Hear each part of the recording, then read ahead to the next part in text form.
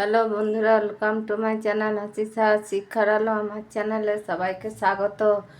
আজকে আমি তোমাদের ক্লাস 9-এ যে সিলেবাসটা দিয়েছিলাম পরপর সামনে পরীক্ষার জন্য থার্ড ইউনিট টেস্টের,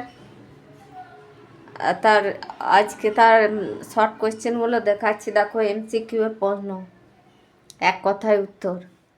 আকাশে 7টি তারা, নবম শ্রেণী। এক নাম্বার দেখো, কবি জীবনানন্দের প্রথম প্রকাশিত কাব্যগ্রন্থের নাম ঝরাপালক। 2 নাম্বার, কবি জীবনানন্দের কবিতার কথা রচনাটি মূলত প্রবন্ধ। 3 নাম্বার, কবি জীবনানন্দের প্রথম গল্পের নাম মাল্যবান।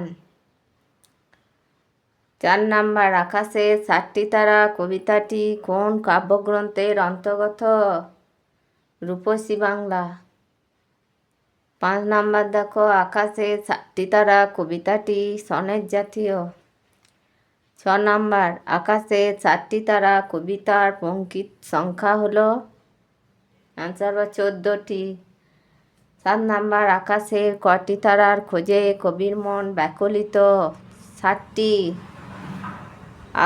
8 নাম্বার, আকাশে 7টি তারা যখন ফুটে ওঠে তখন কবি কোথায় বসে থাকেন? অ্যান্সার হবে ঘাসে। 9 নাম্বার, কামরাঙা লাল মেঘ যেন মৃত মরিয়ার মতো। কামরাঙা কি? অ্যান্সার হবে ফল বিশেষ।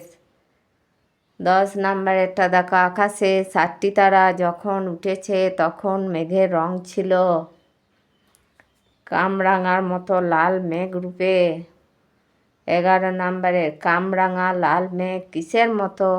মৃত মনিয়ার মতো। 12 নাম্বার, এটা দেখো, কামরাঙা লাল মেঘ যেন মৃত মনিয়ার মতো। মনিয়া হলো একটি মেঘের নাম।